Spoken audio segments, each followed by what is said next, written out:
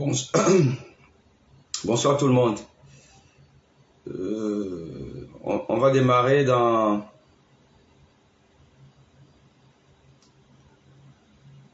2-3 minutes.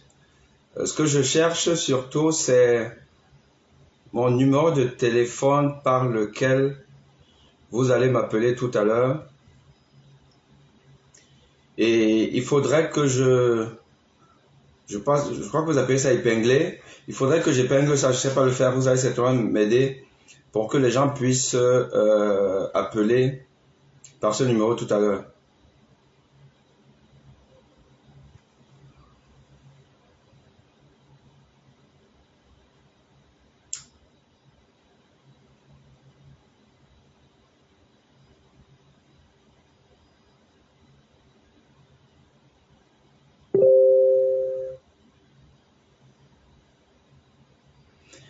Bonsoir. Il y a un autre médecin qui allait contredire hier chez Étoile Chrétienne.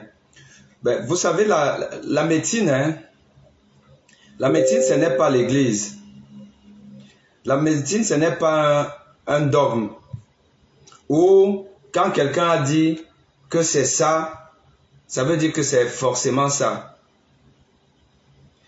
Il peut y avoir divergence de vue et une divergence qui est logique. Moi, je ne suis pas un prêtre. Donc, ne pensez pas que j'ai la prétention de dire que ce que je dis est absolument la vérité.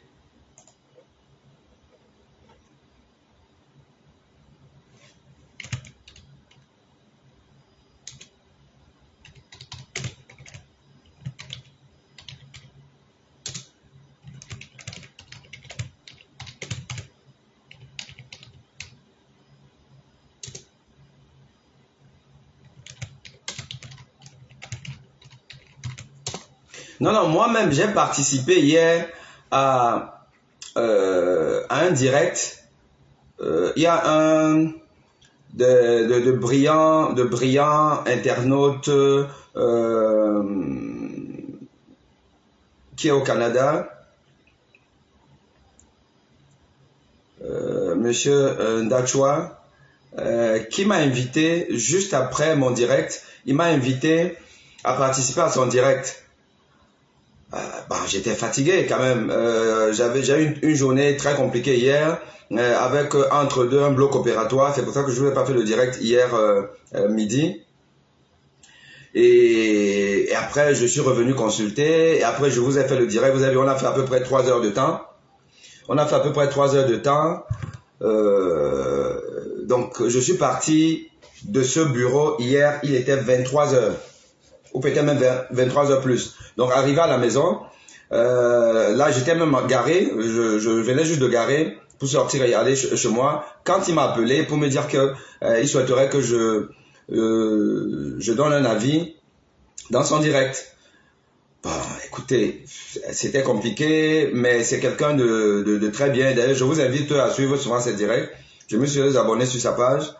Je vais vous la donner tout à l'heure. Et donc, je me suis fait violence. Il était minuit quand j'ai intervenu dans son direct, où j'ai essayé d'expliquer à peu près ma démarche. Et je vais revenir sur ça tout à l'heure. Bon, mais après ça, il a pris des gens, dont un orthopédiste, ou même peut-être deux. Voilà, il a pris deux orthopédistes, donc des spécialistes,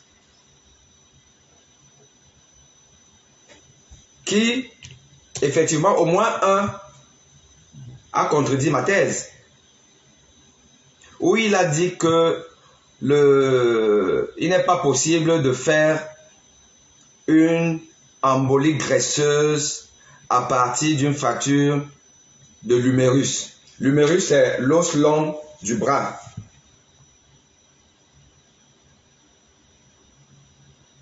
Il a dit, voilà, il a développé notre thèse et puis notre modérateur était quand même un peu perdu.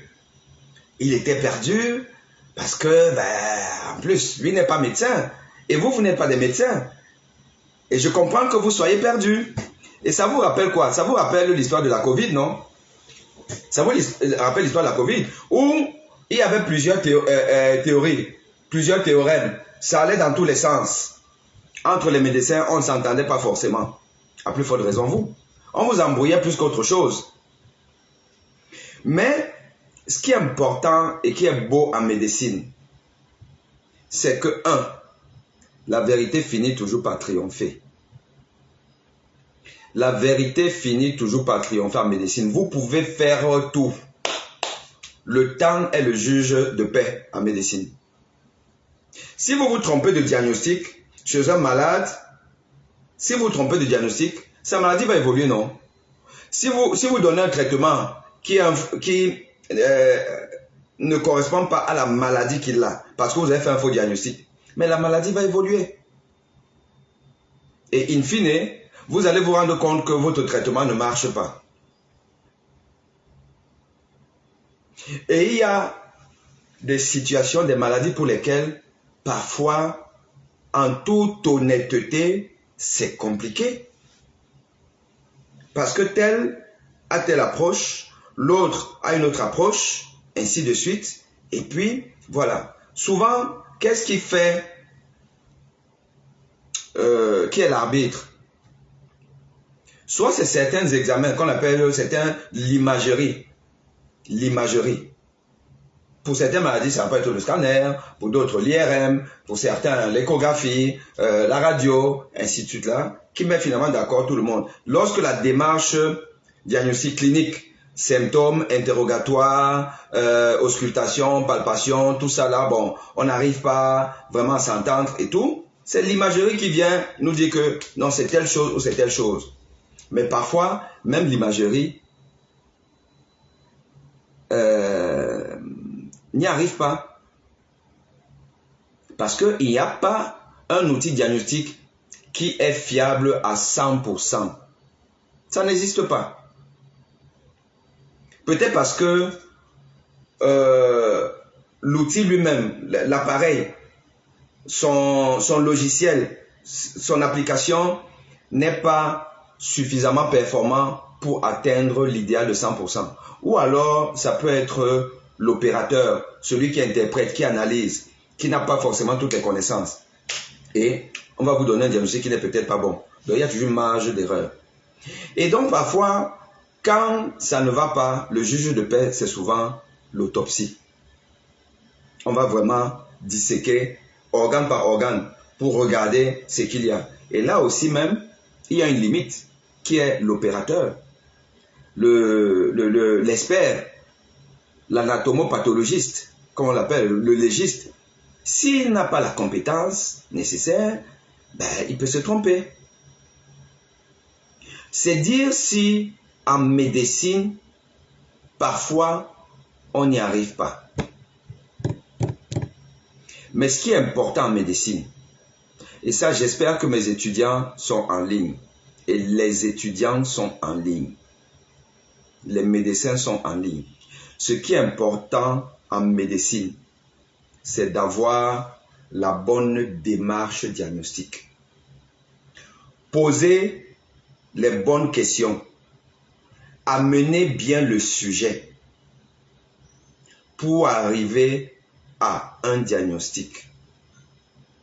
Si vous amenez bien votre sujet, votre démarche clinique, si vous l'amenez bien, si votre raisonnement tient la route, mais que in fine, le diagnostic que vous allez donner est finalement pas le bon, mais il est bon par rapport à la démarche diagnostique qui était logique. Je peux vous assurer que aucun médecin sérieux, honnête, ne vous dira que vous n'êtes pas bon. En d'autres termes, on peut se tromper de diagnostic final, mais ne vous trompez pas sur la démarche diagnostique, sur la logique diagnostique. Ne vous trompez pas sur ça. Et on voit ça dans l'enseignement, par exemple, des mathématiques. Vous savez, pour les gens qui ont fait les maths et tout, quand on vous donne une équation, vous devez trouver la courbe.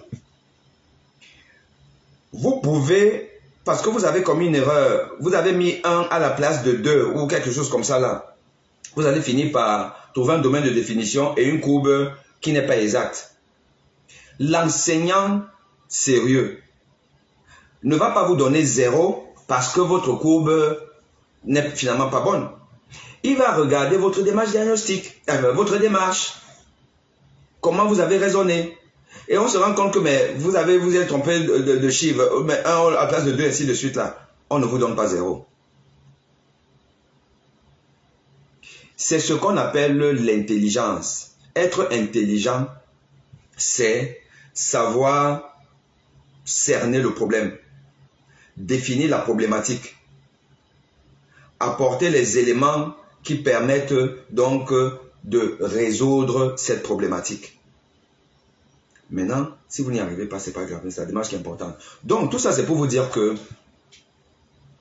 oui, je sais que ma position hier était même à la limite risquée. Elle était même à la limite risquée parce qu'elle peut s'avérer fausse à la fin. Et je sais que je vais devenir le médecin le plus nul de la planète. Parce que les réseaux sociaux ne pardonnent pas. Et comme là, la plupart des juges des réseaux sociaux ne sont pas médecins. Ils ne connaissent pas la démarche scientifique. Eux, ils regardent seulement le résultat. Il a dit que c'est embolie pulmonaire, machin, tout cas. Finalement, l'autopsie m'a dit que ce n'est pas ça. Encore, j'ai envie de dire qu'il faudrait que la personne qui fera l'autopsie sache faire l'autopsie, qu'elle a même déjà fait l'autopsie des embolies pulmonaires graisseuses. Parce que ça aussi, c'est important. Bon. Donc, après,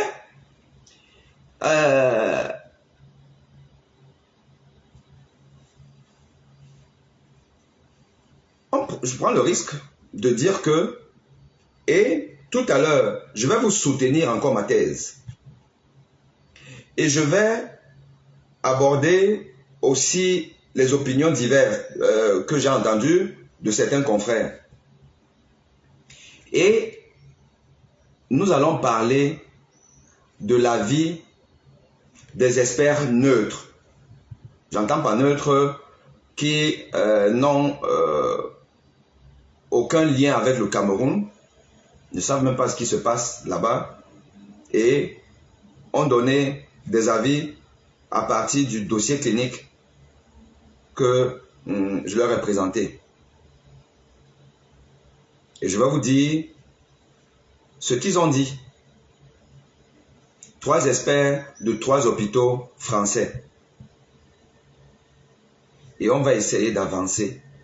On va essayer d'avancer. Moi, mon souci, c'est d'éduquer le peuple. J'ai failli dire le peuple camerounais, mais j'espère qu'il n'y a pas que les Camerounais qui suivent ce débat, puisque d'ailleurs, je vous ai dit que j'ai un confrère d'origine togolaise qui est au courant de cette histoire et qui suit ça à distance. Donc, c'est une affaire qui mobilise la curiosité, une curiosité planétaire, finalement. Bon, j'exagère peut-être, mais bon, on n'est pas loin de là.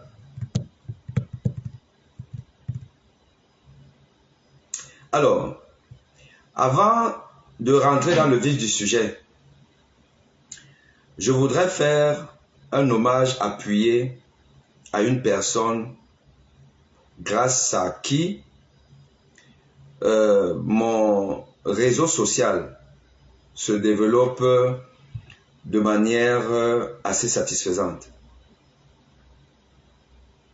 Une personne qui est rentrée dans ma vie professionnelle il n'y a pas si longtemps que ça et qui s'est engagée à m'aider à développer mes plateformes et qui est donc devenue ma community manager et qui depuis est très dévouée, se met en cadre pour essayer de faire progresser ces plateformes. J'entends YouTube, TikTok, Facebook.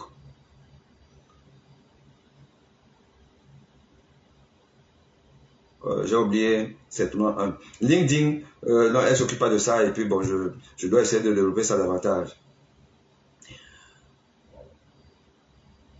Et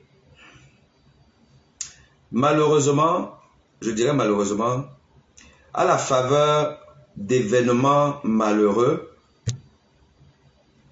mon réseau social a pris une certaine ampleur, un certain dynamisme. Et je dis malheureusement parce que j'aurais souhaité grandir dans ce milieu qui est un peu nouveau pour moi.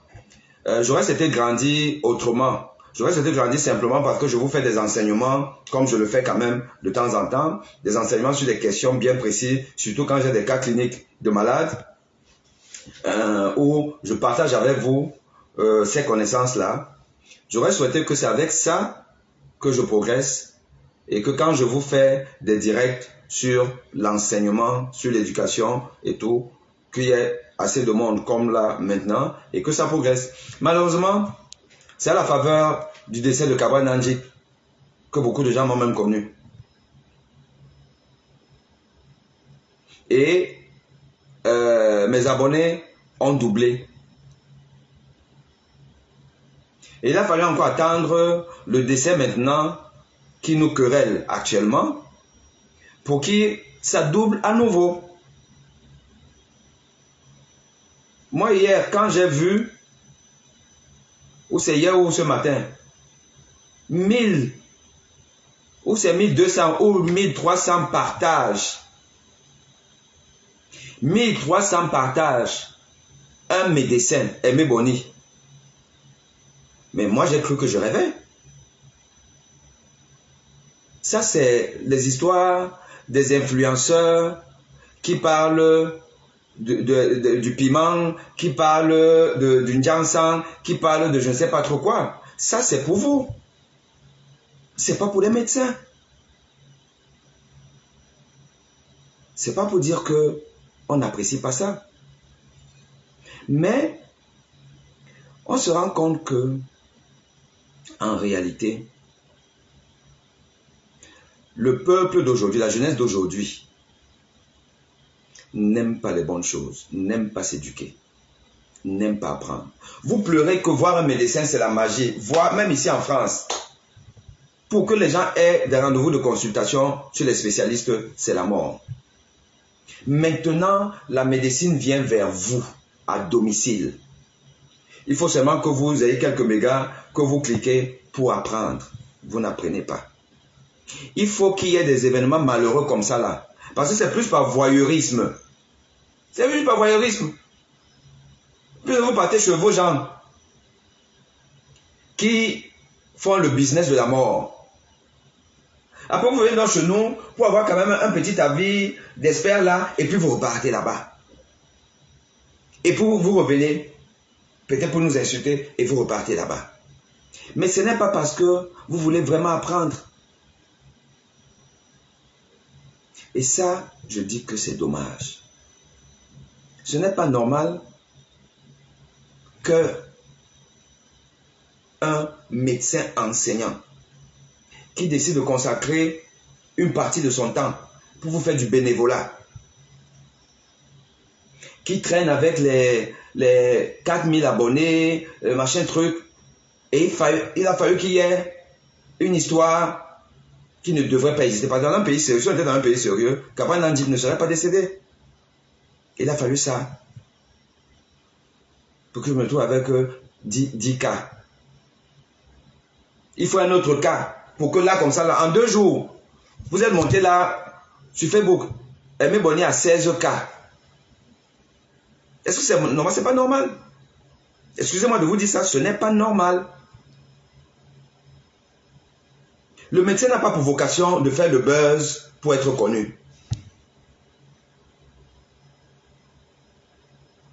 Je décris la mauvaise formation des médecins depuis. Beaucoup de gens n'étaient même pas au courant de ça. Il y a beaucoup de gens qui me découvrent maintenant. Oh, je suis même passé sur votre chaîne du peuple. On dit que c'est la meilleure chaîne du monde. C'est-à-dire que si tu passes par là-bas, tu meurs. Mais beaucoup de gens ne savaient même pas que ce que vous vivez là maintenant, ce pourquoi nous sommes là, parce que nous allons parler, je vais vous donner l'avis des experts français. Donc, ce qu'on vit, les soupçons de mauvaise prise en charge, ci et là, moi j'ai parlé de ça en janvier. Vous n'êtes même pas au courant. Beaucoup ne me connaissaient même pas. Or, je l'ai fait pour vous. Et il est même possible que ce Samy le Noir ou Cabrel Nandjip n'était même pas au courant que moi, on veut me tuer parce que je veux vous sauver. Peut-être. Et donc, parce que là aujourd'hui, mes plateformes prennent une certaine ampleur. Vous avez vu, il y a tellement de commentaires. Je ne peux pas avoir le temps de lire. Oh, j'ai bien envie parfois de lire, même de répondre à certains. Mais ce n'est pas possible pour un médecin. Les influenceurs, c'est leur boulot. Ils ont monétisé, ils font que ça. 24 heures sur 24, ils n'ont pas un autre boulot, ils font ça. Mais un ancien médecin ne peut pas faire ça. Et c'est pour cette raison que j'ai donc pris une community manager. Mais il est clair qu'aujourd'hui, elle est débordée. Elle n'en peut plus. Et elle frise même le burn-out. Le burn-out, je vais vous peut-être un topo sur ça. C'est quoi le burn-out dans un milieu professionnel qui peut se manifester par plusieurs symptômes du genre l'irritabilité, l'insomnie, la nervosité, la fatigue, le manque de motivation pour faire autant ce qu'on aime faire et ce qu'on doit faire. Et l'un des facteurs de risque du burn-out, c'est le stress, l'excès de boulot, machin truc et tout ça là. Donc, ma community manager, aujourd'hui parfois, elle me gronde même jusqu'à moi-même, je wonder que c'est même comment. Mais, elle n'en peut plus. Parce que moi aussi, j'avoue que je suis tellement passionné que j'en demande. Voilà, moi, il y a mon ami Claudel, mon jeune, qui a dit que lui, même quand il dort, il réfléchit. Ça m'avait amusé parce que je me suis rendu compte que je n'étais pas le seul. Moi, je réfléchis même en dormant. 1 million de projets. Je fais beaucoup de choses à la fois. Et donc, je distille ce virus-là à tous mes collaborateurs ou collaboratrices. Et je peux comprendre que tout le monde n'a pas cette capacité. Et donc, je suis obligé de recruter. Je suis obligé de recruter parce que je me rends déjà compte qu'il y a un besoin sérieux d'éduquer les populations mondiales et africaines en particulier. Il faut vous éduquer sur les questions de la santé et de l'enseignement, de l'éducation. Donc, je vais grandir avec des nouvelles plateformes, un site web, blog et même une chaîne télé web. Et il y a une émission en cours de téléchargement, un concept original qui est en cours de téléchargement. Et il me faudra une équipe.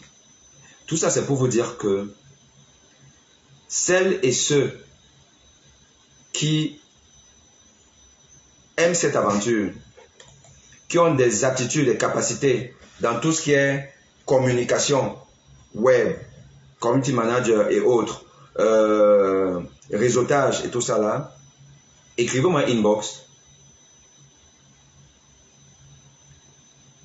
Envoyez-moi vos CV et en termes de conditions de travail, je peux vous avouer que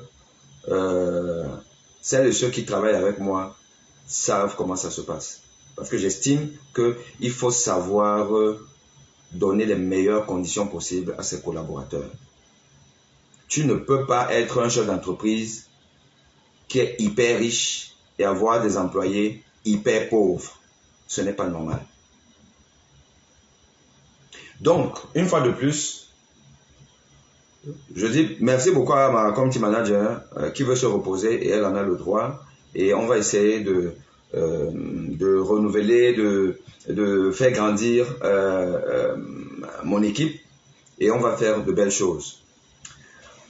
Voilà, ceci étant dit, nous rentrons donc dans le vif du sujet.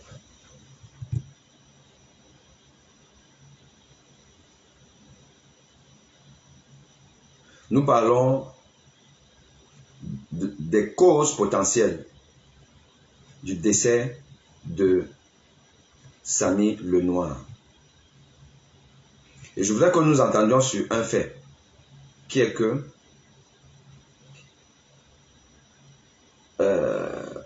au fait, quand je vais vous donner la parole, comme hier, je vais quitter TikTok et on va rester juste avec le Facebook, puisque c'est à partir du téléphone de TikTok que je vais recevoir les appels.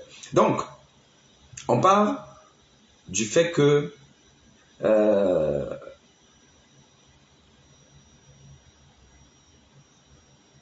il y a eu un accident. J'entends par accident un événement malheureux, inattendu, qui cause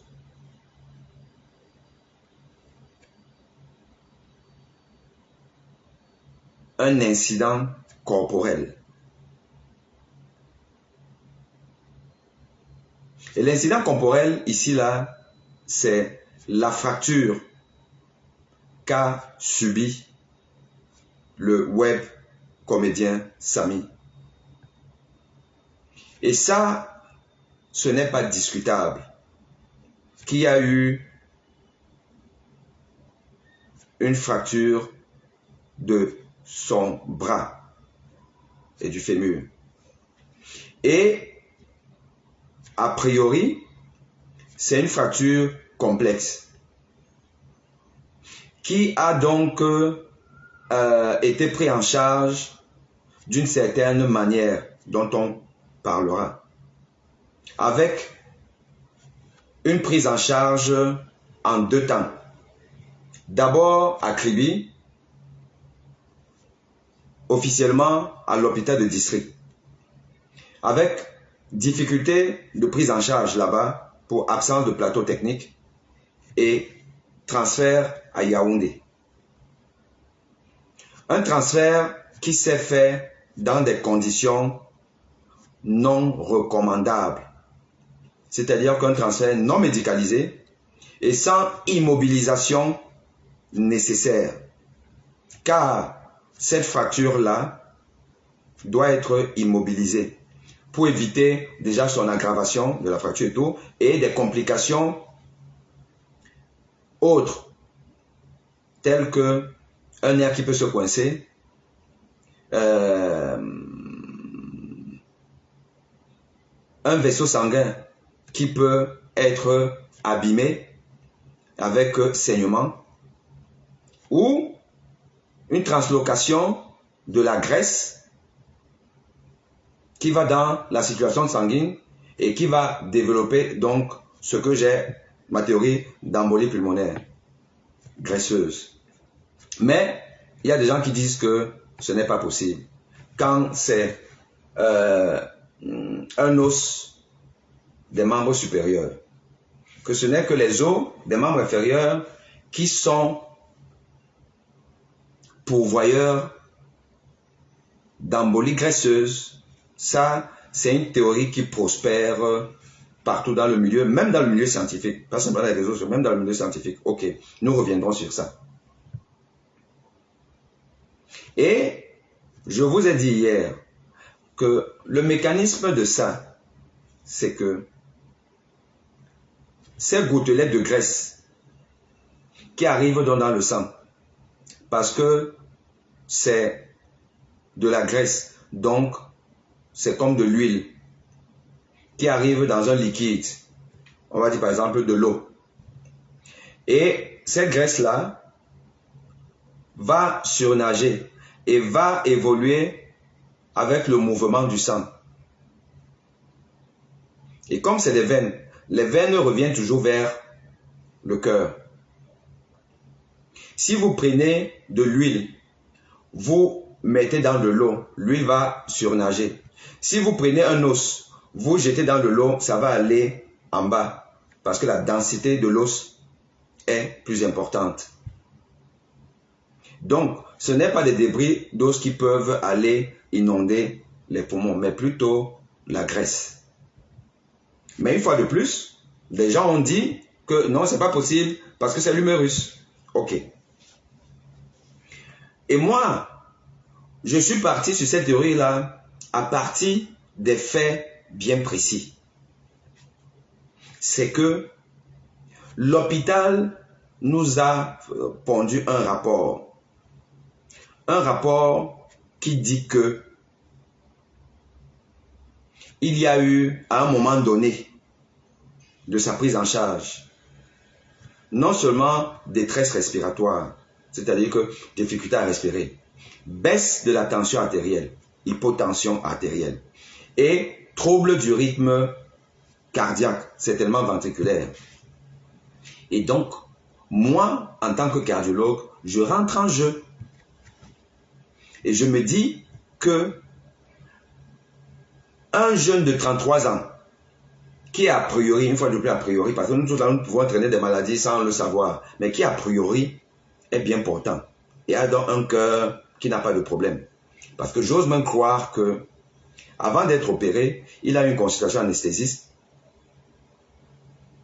sérieuse qui a écarté tout problème tel un souffle cardiaque ou alors des troubles de la reproduction, l'électrocardiogramme et tout ça. Bon, voilà, j'ose croire.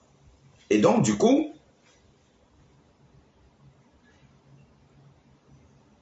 comment on peut expliquer que un monsieur bien portant, qui simplement parce qu'il a eu une opération, qui se serait même bien passée, et après il développe une détresse respiratoire, une hypotension artérielle, des troubles du rythme ventriculaire, dont un choc cardiogénique. Il n'y a pas 1 million de raisons à ça. Soit il s'est passé quelque chose en cours d'anesthésie. Soit il s'est passé quelque chose en cours d'anesthésie. Et normalement, l'anesthésiste doit avoir observé ça. Ce qui fait que quand vous sortez même du bloc, quand vous êtes maintenant en salle de réveil, vous avez encore une observation très rapprochée par les anesthésistes réanimateurs. Or, je n'ai pas l'impression qu'on nous a parlé de ça. Ou alors, encore, à cause des drogues qu'on donne pendant l'anesthésie et le stress endogène périopératoire, il y a des malades qui développent par exemple ce qu'on appelle un infarctus du myocarde post-opératoire dû au stress endogène, l'apport des sympathomimétiques, l'adrénaline, la noradrénaline et tout, et même les drogues qu'on donne. Parce que si, pendant l'opération, le malade fait des hypotensions et tout, on va lui donner l'éphédrine, l'adrénaline, des trucs comme ça là. Mais c'est des substances qui vont accélérer le cœur. Mais, dans ce cas, il s'agit d'un malade qui, peut-être sans le savoir, a déjà des artères du cœur, qu'on appelle les artères coronaires, en mauvais état. C'est qu'il a déjà la mauvaise graisse au niveau des artères coronaires, ce qu'on appelle l'artérosclérose. Peut-être sans le savoir.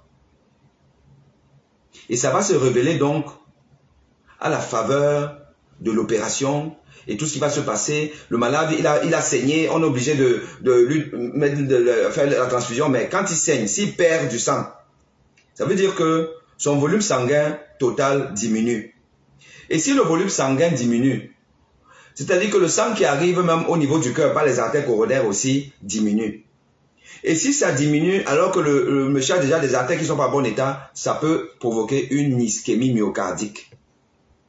Donc il y a beaucoup de choses. C'est pour ça que l'anesthésie pendant l'opération est l'élément fondamental. Vous avez des chirurgiens qui n'aiment travailler qu'avec certains anesthésistes, réanimateurs, avec qui ils sont habitués.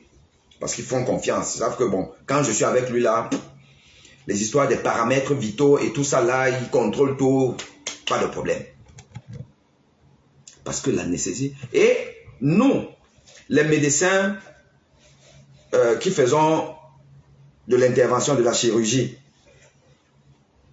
moi, c'est de la chirurgie cardiaque spécifique, ce qu'on appelle la rythmologie interventionnelle. Donc, il y a certaines procédures où on est obligé de fonctionner avec les anesthésistes. Mais je peux vous assurer qu'il n'y a pas une profession en médecine plus capricieuse que l'anesthésie et l'anesthésiste. Parce qu'ils savent que sans eux, il ne peut pas avoir bloc. Il ne peut pas avoir bloc opératoire si l'anesthésiste dit que non, je ne suis pas là, tu n'opères pas. Donc nous dépendons d'eux. Et donc c'est fondamental l'anesthésie.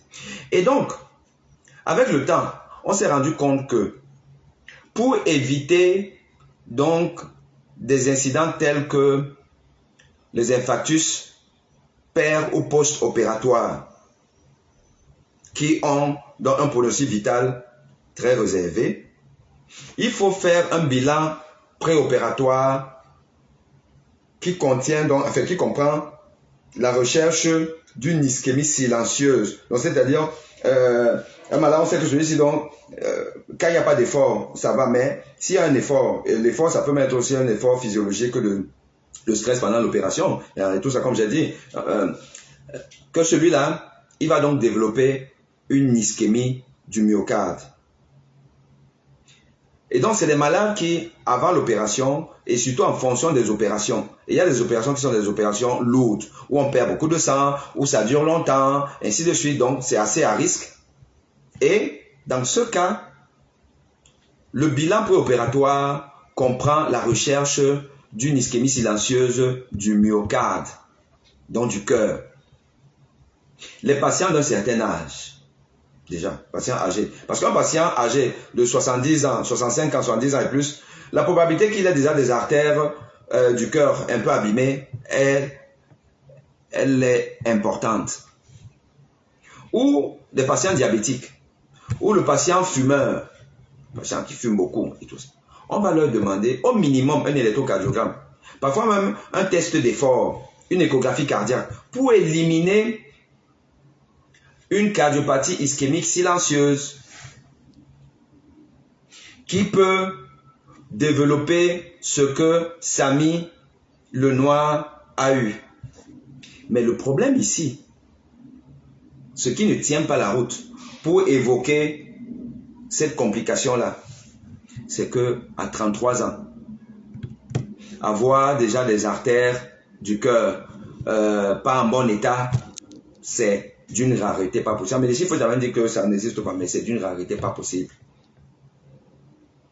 Donc, ce n'est pas ça, en toute logique. Ce n'est pas un infarctus post-opératoire. Mais qu'est-ce qui s'est passé? C'est quoi? C'est une drogue bizarroïde et tout ça là? Quand même, moi, je ne peux pas être dans la théorie du complot. Qu'est-ce qui reste encore comme cause pour une personne qui a été opérée la veille? Les gens ont dit, mais avant de vous parler des gens, je vous dis que moi, ma théorie, donc là, ce qui reste de plus logique, c'est une embolie pulmonaire. C'est une embolie pulmonaire. Les gens vont monter, descendre et tout, sortir les théories. On peut partir partout à Harvard, à Washington et tout ça là. Parmi les causes là qui vont entraîner l'engagement du cœur avec détresse respiratoire, hypotension artérielle, trouble du rythme ventriculaire, c'est l'embolie pulmonaire. Mais il y a donc deux types d'embolie pulmonaire. L'embolie pulmonaire de la fibrine, d'une anomalie du lit vasculaire veineux.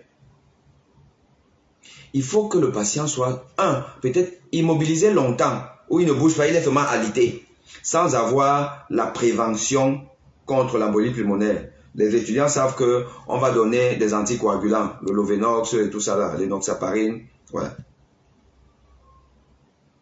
Il faut que la personne ait beaucoup de pathologies, insuffisance respiratoire, insuffisance cardiaque de base, machin truc, voilà. Il faut que le patient soit âgé, très âgé. Et c'est rien de tout ça dans notre cas. Donc, c'est compliqué de dire que c'est une embolie pulmonaire classique. Il reste donc l'embolie pulmonaire graisseuse, que les gens sont en train de refuser. Ils disent que non, ce n'est pas ça. On m'a sorti. Je vais donner la parole au... je vais donner la parole et vous allez développer. Alors, maintenant que moi, j'ai réaffirmé ma position, je vous parle maintenant de la vie des autres. Déjà, la vie des Camerounais. Je vous ai dit que moi, j'ai participé à un événement, enfin, à un direct hier, où notamment un orthopédiste a signé que non, la fracture du membre supérieur ne donne pas d'embolie graisseuse. C'est les membres inférieurs. Ok. Il a développé d'autres théories qui seraient la cause de ça. Ok. Et parmi ces théories, et qui est aussi une théorie d'un des experts français que j'ai consulté, c'est que il y a autre chose. Peut-être, et ça c'est la théorie du Camerounais hier, pendant l'opération, quand on va prendre une partie de l'iliaque, la crête iliaque et autres, si on ne fait pas attention, je ne rentre pas dans les détails, parce que moi, une fois de plus, je ne suis pas chirurgien orthopédiste. Donc, vraiment, ils vont parler tout à l'heure, ils vont nous expliquer. On peut aller, si on va, c'est devant ou derrière, on peut léser une veine importante, je ne sais pas trop laquelle, et ça peut saigner beaucoup, et ça peut saigner à l'intérieur. On est dans le ventre, dans le bassin. Et ça peut saigner là-bas, et le malade ne saura pas, et il va donc peut-être mourir d'hémorragie. Effectivement. C'est tellement que c'est logique. Mourir d'hémorragie. Ok.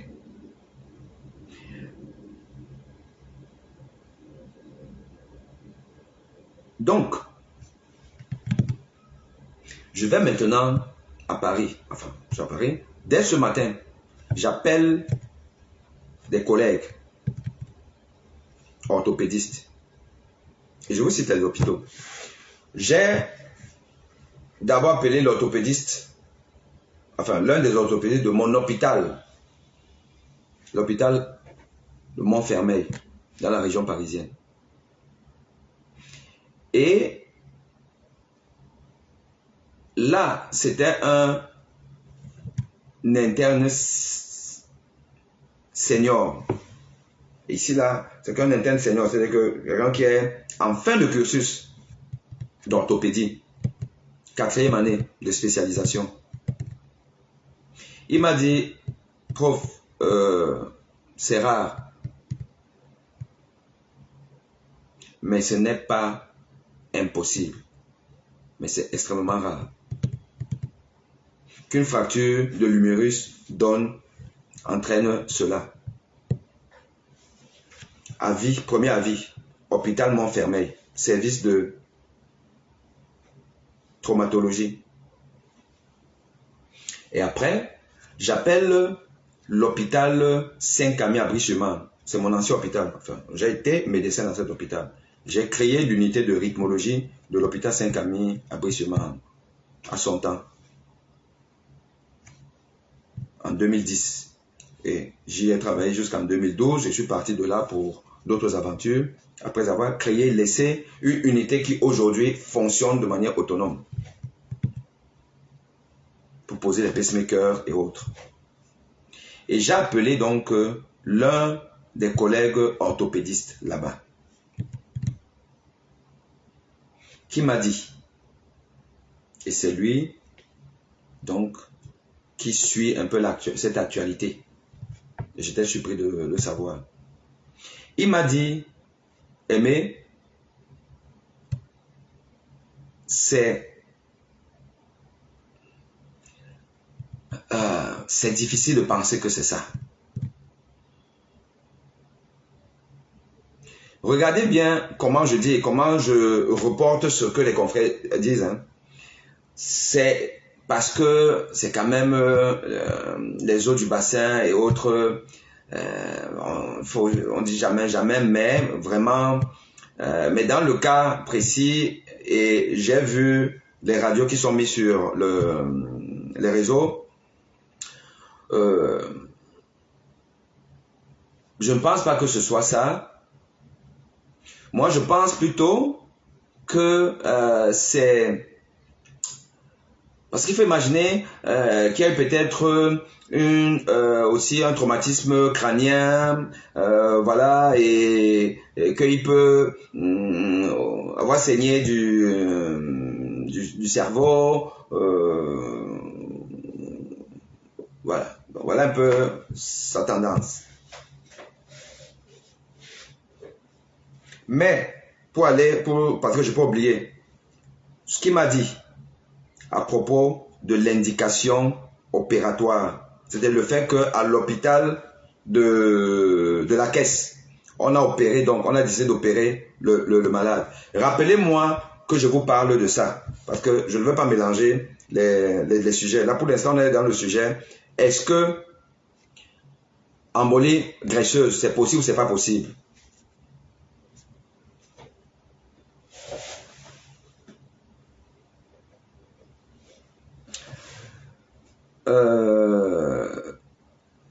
Donc tout à l'heure, quand vous allez devoir répondre, enfin participer, ce sera le plus 221 78 136 12 39. 221 78 136 12 39. Donc, j'ai déjà eu 2 avis. Hôpital Montfermeil, hôpital Saint-Camille. Et dans les 2 cas, on dit c'est rarissime. C'est rarissime. Je pars maintenant dans un 3e hôpital. L'hôpital de La Fontaine, à Saint-Denis, dans la région parisienne. Tous ces hôpitaux dont je vous dis, je pense que parmi les gens qui nous suivent, il y a des gens qui vivent en Europe, en France, et dans la région parisienne. Ils peuvent déjà témoigner si ces hôpitaux existent ou pas. Donc, hôpital de La Fontaine, j'ai appelé le secrétariat du service, je me suis présenté et j'ai dit que je veux un avis. Mais s'il vous plaît, ne me passez pas un interne cette fois, passez-moi un senior. Donc, dans mon hôpital, déjà j'ai pris un interne senior, donc de 4e année, c'est déjà un chirurgien. Les gens savent ce que ça veut dire. À l'hôpital Saint-Camille, ce monsieur il a la bouteille, voilà. De La Fontaine, j'ai eu un praticien hospitalier, un PH. Et je lui ai expliqué la situation, le cas clinique et tout. Il m'a dit, c'est rare, mais ce n'est pas impossible. J'ai 30 années d'existence. Moi, personnellement, je n'ai pas encore eu ce cas-là, mais ce n'est pas exclu. Hôpital de La Fontaine. Nous sommes déjà avec 3 avis où les gens sont d'accord avec tout le monde que c'est les os des membres inférieurs. Mais ce n'est pas interdit, c'est possible que les membres supérieurs puissent entraîner, et notamment l'humérus. Ça, c'est rare, Et il y en a qui ont dit que moi, je n'ai jamais vu. Mais c'est possible. Et je vais déjà m'arrêter à ces 3 cas parce qu'il y a un dernier cas dont je vais vous parler tout à l'heure, avec une preuve à l'appui. C'est que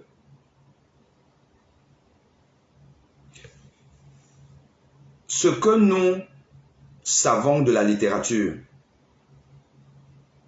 même en Afrique, ce que nous savons de la littérature, quand les gens disent que ah non, non, ça n'existe pas, d'ailleurs la littérature, je vais vous sortir les preuves, on va dans la littérature, on prend les papiers, on présente. Chers internautes, sachez que c'est les données européennes ou occidentales. Je veux bien croire et j'espère que ceux qui vont intervenir là, les orthopédistes, ils vont nous apporter les données de la littérature africaine, les données publiées avec nos malades, avec nos conditions de travail. J'espère. S'ils viennent me sortir que voilà un papier des Américains, des Européens, on dit qu'on n'a même jamais vu ça. Je vais vous dire qu'on n'a pas les mêmes conditions. Je vais vous détailler aujourd'hui, je vous ai parlé de ça hier. Quelles sont les conditions qui peuvent entraîner une embolie graisseuse? Parmi ces conditions, vous pensez qu'un malade que vous trimballez pendant 4 jours, 5 jours, dans des voitures, machin truc personnel, vous vous arrêtez même en route, vous achetez le poisson, vous achetez le bobolo, vous mangez, le gars arrive parce qu'il n'a peut-être pas trop mal et tout ça là. Vous avez déjà vu ça en Europe? Vous avez déjà vu ça en Europe? Je vous ai déjà dit que dans la vie, il faut avoir un raisonnement clinique sérieux. Vous avez vu ça en Europe? Vous avez une fracture ici en Europe. Je vous ai parlé, ceux qui me suivent sur TikTok et sur Facebook, vous avez vu? Je vous ai donné un cas clinique d'un monsieur que j'ai vu. C'est quand il a ouvert son ventre que j'ai vu des entailles partout. Le gars dit qu'il a failli mourir. Avec son scooter, il est rentré dans un camion alors qu'il est en train de conduire à 9 h du matin. Il vient de dormir. Lui-même n'a pas compris ce qui s'est passé. Il s'est retrouvé seulement à l'hôpital avec les tuyaux partout. Opération, rate, machin, tout ça. Il est en train, double fracture, il a des prothèses de hanche partout. Un miraculé. Au Cameroun, n'est-ce pas que Cabrel Nandji est mort? Je dis que scooter, il a foncé sur, et vous connaissez les gens qui sont en Europe, là, les scooters, vous savez comment les gars là filent. Il a foncé sur un camion en un temps de mouvement, hélicoptère, SAMU, machin, truc là, hôpital, crème bicêtre, les tuyaux partout. Le gars est vivant, c'était en 2016. Il est vivant. Opération dans les minutes. Les fractures des os en Europe, aux États-Unis, tout ça là, la prise en charge est aussi rapide. Et plus on traîne, plus la probabilité de dislocation et d'une embolie est importante. Comment les Africains vont nous venir me dire que oh non, non, ça n'existe pas. Non, non, dans la littérature, quelle littérature? Nous les Africains, les gens que vous voyez là au Cameroun, en Afrique, les gens ont déjà des problèmes à survivre tels que, vous pensez qu'ils ont même le temps de colliger leurs patients, de les mettre sur une base de données, de faire les analyses, de tenir compte des facteurs péjoratifs, parmi lesquels, comme j'ai dit, le retard d'intervention. Le retard d'intervention, la qualité de l'intervention. Un malade qui arrive à l'hôpital avec le SAMU, vous pensez que c'est le même malade qui arrive à l'hôpital avec le taxi? Soyez un peu sérieux. Soyez sérieux. Donc je dis ici là, celui qui va venir m'apporter les données européennes, il aura en face de lui un enseignant-chercheur. Et je vais lui montrer qu'il n'a aucun argument à faire valoir. Parce que la population européenne, dans les données publiées, c'est une population qui est bien prise en charge. Nous, c'est Dieu simplement qui nous sauve. Donc, je ne viens pas me parler de ça. Et même ces gens-là, donc, qui travaillent dans des conditions terribles. Vous avez vu, je vous ai donné 3 cas déjà. Personne ne dit que ça n'existe pas. Les Africains, moi je ne sais pas si c'est la malchance. Hein. Quand un Africain connaît un peu, il veut montrer qu'il connaît plus que tout le monde. Il commence à dire, non, ça n'existe pas. Tu as déjà vu même combien de cas? Les médecins africains, les orthopédistes là, dites-moi, vous travaillez dans quelles conditions? Vous travaillez dans quelles conditions là au Cameroun où vous n'avez même pas le scanner? Quand vous demandez le scanner, le malade n'a pas l'argent pour payer le scanner. Même la radio simple, parfois vous n'avez même pas. Comment vous allez donc faire le diagnostic d'embolie pulmonaire graisseuse si vous n'avez même pas les moyens diagnostiques? Ce n'est pas sorcellerie. Vous pensez que, parce que vous êtes orthopédiste, moi je suis cardiologue, donc vous allez venir m'enseigner là que, non, il a raconté des bêtises, que ce n'est pas possible, c'est là. Vous avez quel moyen diagnostique? Là en Afrique. Quel moyen diagnostique? Puisqu'il faut faire la scintigraphie pulmonaire. Est-ce qu'on fait la scintigraphie pulmonaire au Cameroun? Nada. On ne fait pas. Le scanner, les scanners sont en panne au Cameroun 1 jour sur 2. Et les scanners de Manaouda Malachi, les scanners qui ont maximum 64 barrettes. Maximum, quand c'est 64 barrettes, même c'est que il va faire, comment vous appelez ça là, une descente sur le terrain pour inaugurer ça. Canal 2, Equinox, ils viennent là, on raconte l'histoire, alors que c'est juste un truc de 64 barrettes. Je dis, mais c'est les 16 barrettes. Ou maximum 32. Je voulais même déjà vous vanter. Maximum 32 barrettes.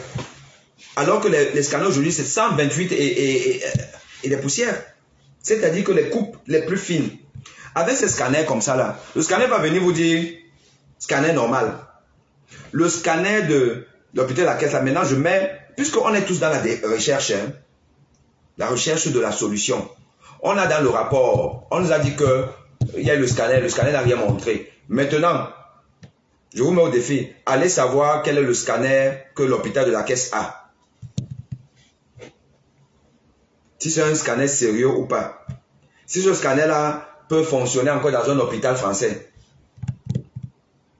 Allez savoir. Parce que plus le scanner a des barrettes, plus les coupes sont les plus fines. Mais plus on va voir les microparticules.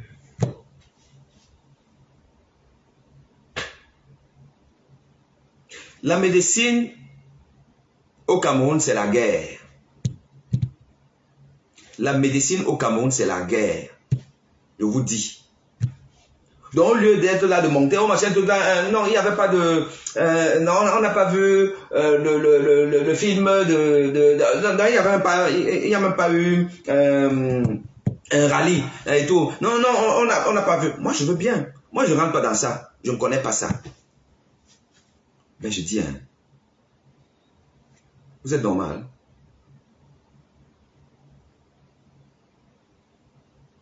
Autant pour moi. Est-ce que vous êtes normaux? Est-ce que vous êtes normaux au Cameroun? Vous vous focalisez sur des trucs, je ne dis pas que ce n'est pas important. S'il y a eu crime, il y a eu crime. On doit élucider ça. Mais vous savez combien de crimes il y a au Cameroun? Martinez Zogo n'est pas parti. Le père, c'est Abbé Ebalo, n'est pas parti. Avant lui, l'abbé Bala, pas parti. Moi-même, je n'ai pas failli partir.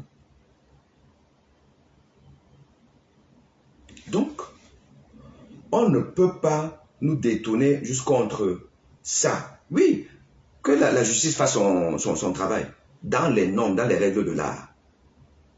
Mais que la jeunesse que vous êtes, mobilisez-vous pour dire à l'État, c'est pas possible. Occupez-vous de nous. Soignez-nous bien. Parce que dans un pays sérieux, même s'il y a eu crime, il ne veut pas avoir mort. Parce que les gars qui ont fait le crime là, s'il y a eu crime, ils ont même été gentils juste pour casser le bras. Dis donc, tu veux tuer quelqu'un, tu casses seulement le bras. Hein? Tu veux tuer quelqu'un, tu casses seulement le bras.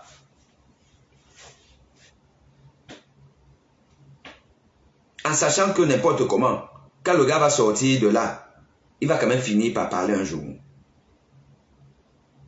Mais moi, je ne veux pas rentrer dans ça. Je veux rester dans le médical. Et donc, je vous dis que, pardon, allez à l'hôpital de la Caisse. Cherchez-nous la performance du scanner de l'hôpital de la Caisse. Maintenant, les gens qui vont m'apporter les données africaines, là, s'il y en a, je vais analyser le protocole d'études. Moi, je ne suis pas vos enseignants de Famenne d'Ongola. Moi, j'ai fait un certificat sur méthodologie de la recherche clinique. Je n'étais pas encore enseignant. J'étais encore étudiant en spécialisation. Paris 7. La responsable de mon enseignement, c'était le professeur Sylvie Chevret. Les gens peuvent aller se renseigner. Méthodologie de la recherche clinique. Analyse critique d'articles. Moi, j'ai fait ça. Je n'ai pas un parcours bancal comme il y a beaucoup de gens qui arrivent même... Ils n'avaient jamais pensé à ça, mais parce que ils ont la cooptation, ils ont machin tout là. Allez, paf, monte ton dossier là, on va te recruter à la fin. Être enseignant, c'est une vocation. Et ça se prépare. Vous avez beaucoup d'enseignants là qui ne savent même pas comment écrire un article. C'est pour ça qu'ils n'ont pas de publication. C'est pour ça qu'ils sont connus de personne. Ils n'ont aucun leadership. En dehors de la fac de Douala là, ils sont là, ils sont les grands. Là, actuellement, ils sont dans leur truc là. Ils sont les grands patrons. Les étudiants là aussi, ils savent seulement que... Quand moi je parle, les gens sortent même des trucs là, ils commencent à me dire que... Oui, comme la professeure Tang là. Première professeure femme de... machin tout, quand je ne veux pas prononcer le nom. Moi, je rigole. Je rigole. Ah non, les autres là, ils enseignent bien. Ce n'est que toi.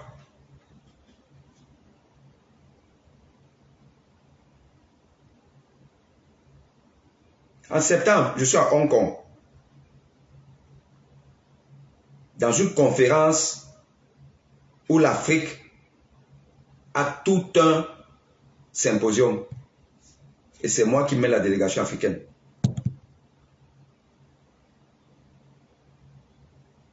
En début d'année prochaine, c'est à Boston.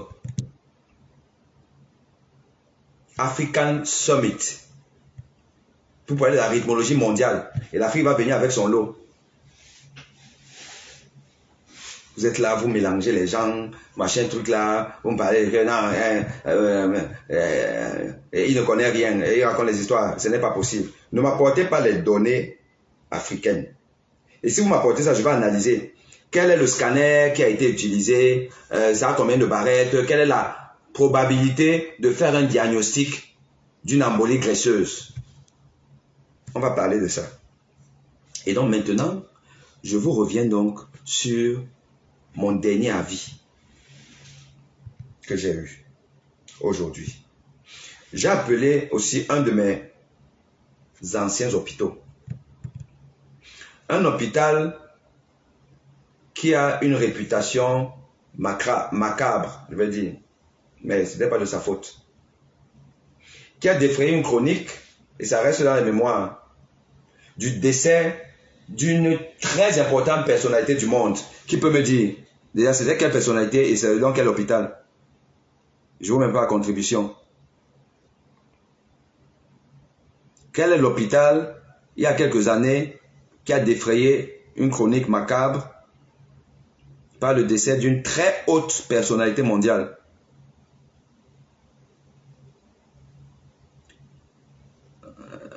Est-ce que vous dites quelque chose?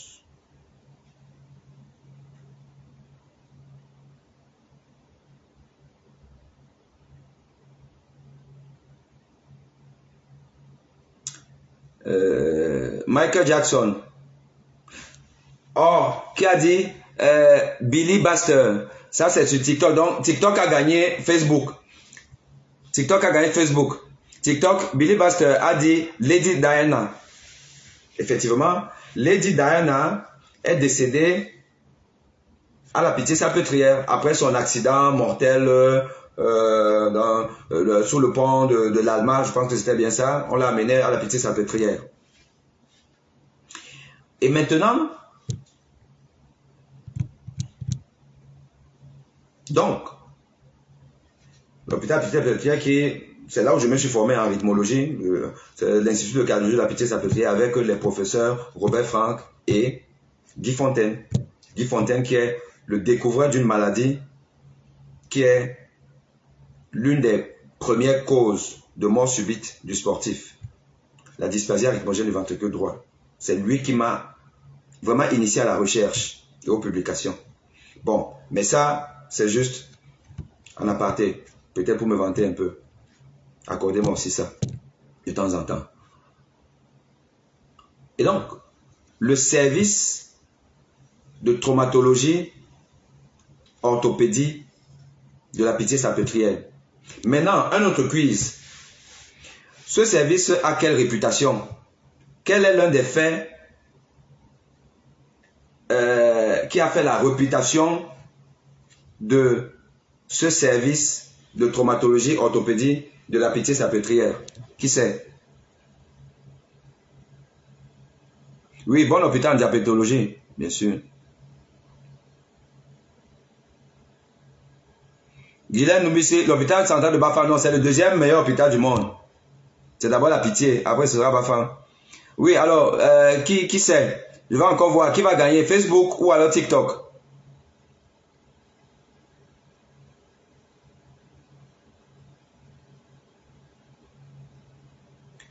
Bon, personne ne gagne. Personne n'a trouvé. Je ne vois rien.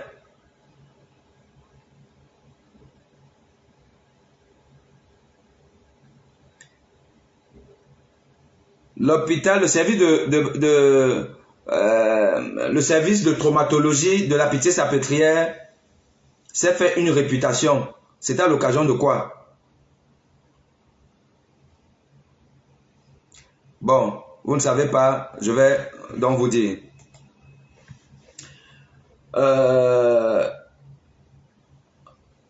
Le El Fenomeno, le meilleur 9 de tous les temps du monde, quel que soit le classement que vous allez faire de la meilleure équipe de tous les temps, vous allez toujours mettre Ronaldo, le vrai, l'authentique Ronaldo, El Fenomeno. Il s'est fait opérer à la Pitié-Salpêtrière par le professeur Sayan. Après avoir eu plusieurs de ces ruptures au niveau du genou et autres, le professeur Sayan à la Pitié-Salpêtrière l'a opéré parce que c'est un service qui avait développé cette technique-là par lui et qui était devenu l'une des références dans le monde. Et un service qui a gardé sa réputation parce que je sais une autre chefferie et tout, mais voilà. Donc, c'est un service de réputation mondiale. J'ai donc appelé le service, j'ai demandé à parler à un praticien hospitalier. Et j'ai eu une dame praticien hospitalier qui m'a donné son avis. Après, elle m'a dit, laisse-moi quand même aller prendre un deuxième avis. Et je te reviens. Et je vous fais écouter l'avis de cette dame. J'espère que vous allez l'entendre. Vous allez me dire si vous entendez. Allô? Oui, voilà. Donc, c'est comme on vient d'en parler, c'est très très rare. Ça peut arriver, mais c'est très très rare. Donc, fracture de l'humérus peut entraîner, c'est rare, mais ça peut entraîner une embolie graisseuse. Oui, c'est ça. D'accord. Ben, je vous remercie et dites mes amitiés à tous vos collègues là-bas de la Pitié-Salpêtrière. Je transmets, merci monsieur. Allez, au revoir. Au revoir. Au revoir. Je ne sais pas si vous avez entendu. Je ne sais pas si ça s'entend parce que, bon, voilà, là, moi, je suis un villageois. Mais je fais la répétition est la mère de l'enseignement. Je vous fais encore réécouter la voix d'une consoeur chirurgien orthopédiste de l'un des meilleurs services du monde Je dis bien l'un des meilleurs services d'orthopédie du monde où a été soigné Ronaldo. Allô? Oui, voilà. Donc, c'est comme on vient d'en parler, c'est très très rare. Ça peut arriver, mais c'est très très rare. Donc, fracture de l'humérus peut entraîner, c'est rare, mais ça peut entraîner une embolie graisseuse. Oui, c'est ça. D'accord. D'accord. Ben, je vous remercie et dites mes amitiés à tous vos collègues là-bas de la Pitié-Salpêtrière. Je transmets, merci monsieur. Allez, au revoir. Au revoir. Au revoir.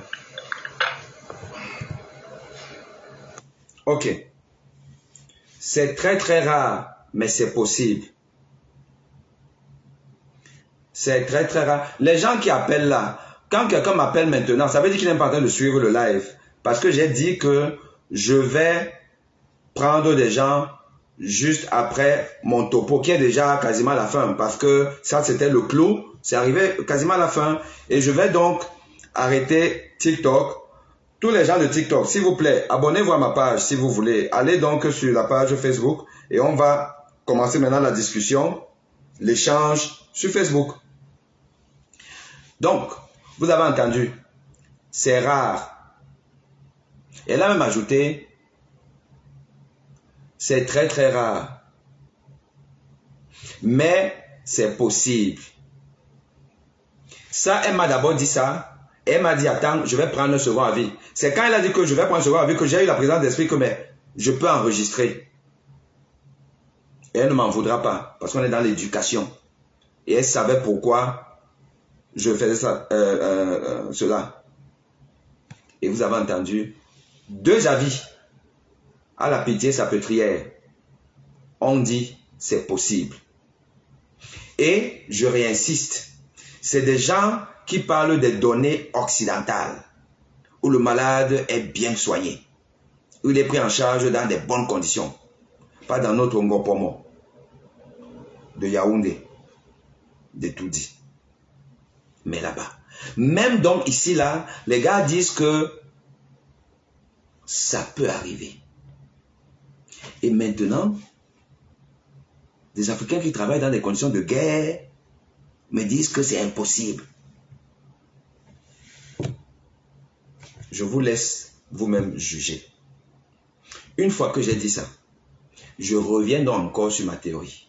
Et je vous dis encore que demain, je peux avoir tort. C'est-à-dire que dans le cas précis, que ce n'est pas ça. Mais je vous assure que mon raisonnement est logique. Et l'autopsie va donc finir par nous dire. Mais une fois de plus, que l'autopsie soit faite pas par un gars des 80%. Sauf si le 80% s'est remis en question, est parti maintenant bien se former. Parce que ça arrive. Hein. On a tous connu ça. Des gens qui n'étaient pas bons là jusqu'au bac. On te demande comment ils ont eu le bac. Après études universitaires, vous entendez souvent que le gars est devenu un génie. Oui, il faut savoir se remettre en question. Donc moi, quand j'ai fustigé mes étudiants, c'est pas que je ne les aime pas. Je les adore. Et je sais que parmi les 80%, il y a des gens qui sont bons. Et parmi les 20%, il y en a même qui ne sont pas bons. Donc, je m'arrête d'abord là donc, en vous ayant expliqué quelle est ma démarche et les avis que j'ai pris. Donc, j'ai eu 5 avis français, 5. Et sur les 5, aucun n'a dit que c'est impossible. Aucun sur les 5, donc 100%, on dit que c'est rare. C'est donc on dit que c'est même très rare. Mais personne n'a dit que c'est impossible. Et là, il vous parle de la population occidentale.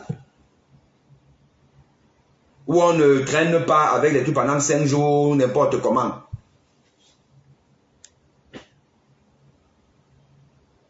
Donc, ceci étant dit, je m'arrête là. Je vais arrêter TikTok. Et nous allons passer sur Facebook uniquement. Et je vais donc prendre les appels. Et je vous en prie, je voudrais prioritairement prendre les spécialistes, les médecins. S'il y a des orthopédistes qui sont là, ils sont les bienvenus. Je commence par eux. Sinon, les médecins. Et après, on prendra donc toutes les curieux, enfin tous les curieux, autant pour moi, qui voudront participer. Je vous remercie déjà d'être assez nombreux pour moi. Bon, 500 personnes en mon direct, je vous avoue que je ne demande pas plus. Voilà, je vous remercie. Et sur TikTok, je pense qu'il y a à peu près 95 par là. Donc, TikTok, je vous dis à bientôt. Et on va continuer avec sur Facebook.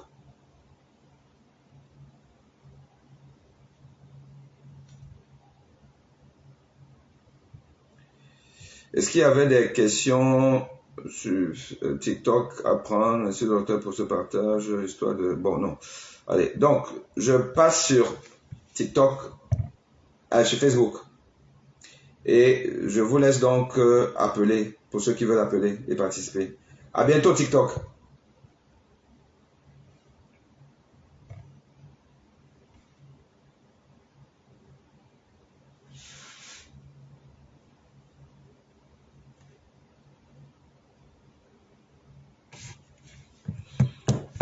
Alors, s'il y a des questions, appelez-moi.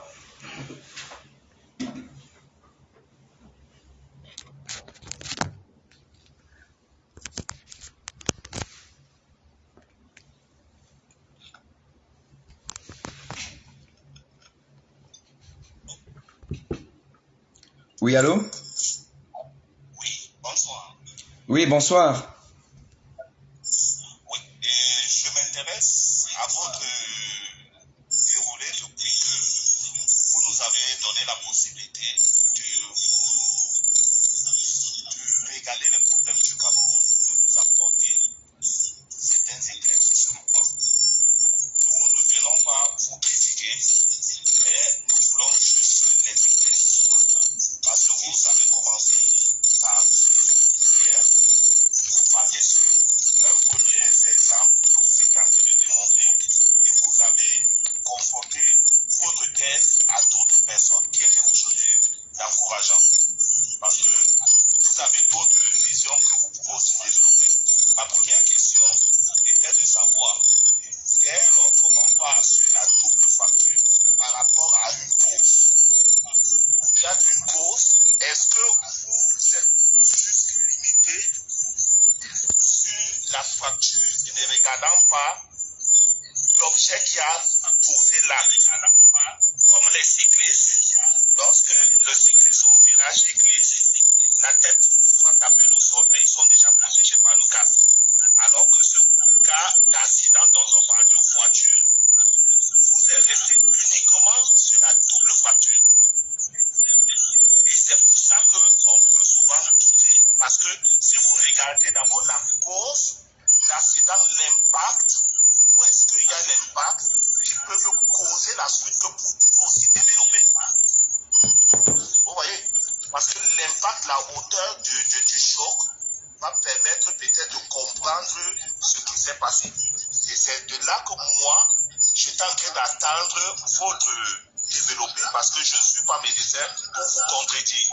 Mais pour étayer un peu mon doute, je vais me dire, j'ai un médecin qui connaît les points vitaux en cas d'accident. Si la voiture me colle au niveau des reins, ça peut me projeter. Et qu'est-ce qui va toucher le sol et quelles sont les causes? Ok, j'ai compris. Malheureusement, les gens ne vous entendent pas. Apparemment, le son n'est pas bon, mais je vais essayer de répéter à tout le monde votre question, enfin votre problématique. Je vais essayer de répéter et après je vais répondre. Mais apparemment le son ça siffle donc les gens n'entendent pas. Ok, je vous remercie tout simplement parce que d'où vous êtes, il y a la pluie qui fait ralentir la vitesse. Parfois, ça bloque. D'accord. Mais le plus important, c'est que si vous comprenez la question, vous allez déjà aussi par rapport au deuxième point que vous pouvez étayer. Ça marche. L'impact de choc qui peut causer d'autres effets. Je vous remercie. Allez, merci. Donc, il pose la question de savoir pourquoi je n'ai développé qu'une thèse. Est-ce qu'il n'y a pas une autre thèse? Par exemple, l'impact. Pas simplement le fait que le patient ait eu une fracture, mais est-ce que il n'aurait pas eu, par exemple, un impact au niveau de la tête, en cognant la tête quelque part, ce qui pourrait entraîner donc un choc crânien aussi, avec des complications qu'on peut connaître, entre autres. Et ça, c'est une bonne question. Et je pense que j'ai quand même un peu abordé ça, puisque je vous ai dit que le collègue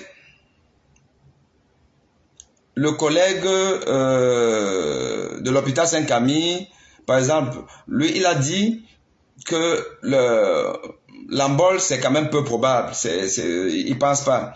Mais qu'il y aurait, par exemple, eu un choc crânien avec hémorragie. Parce qu'effectivement, ça dépend du mécanisme de l'accident, qu'on ne sait donc pas.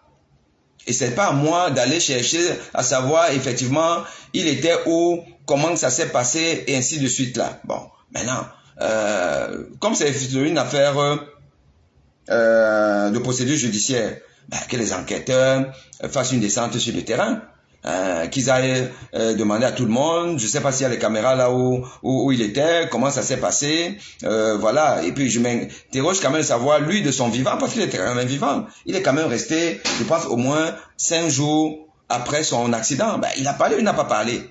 Parce que j'entends quand même plein de choses. Moi, je veux que les gens viennent me dire que bon, voici la copie écran de mes échanges avec ce monsieur.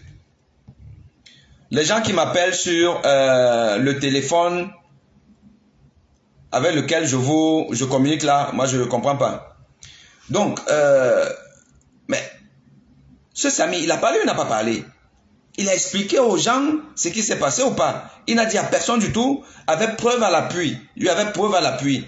Soit un voice, soit un SMS, soit je ne sais pas trop quoi. Il y a eu ça ou il n'y a pas eu ça?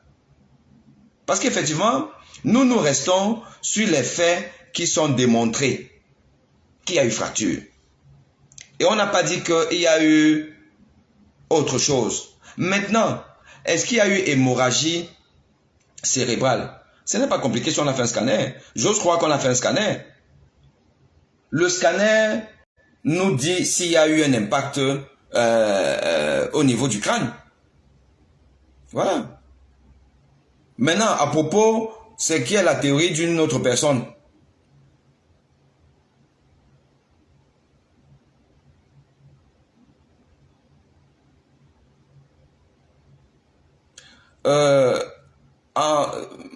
À propos de une autre théorie qui dit que bon, peut-être que c'est pendant l'opération, il y a eu un saignement interne et tout. Là aussi, l'autopsie est là pour répondre à cette question. L'autopsie va répondre à cette question. Voilà. Donc pour l'instant, on discute sur les faits que nous connaissons. Et dans le rapport, on nous a parlé de certains faits. Et que quand même le malade saigne, et qu'il a quand même été pris en charge, on lui fait des prélèvements, hein. On fait la NFSK, on appelle la numération de la formule sanguine. On voit si le malade a déglobulinisé. Si le malade avait une hémoglobine, par exemple, à 12, et subitement, il a 9 d'hémoglobine, on sait qu'il est en train de saigner. Et j'ose croire que pendant toute sa prise en charge, il y a quand même eu ces éléments-là. Et après un communiqué officiel qui parle de médecine, mais pas trop, j'ose croire qu'il y a un rapport médical vraiment détaillé où il y a tout ça. Ok, bon, il n'y a plus d'autres interventions.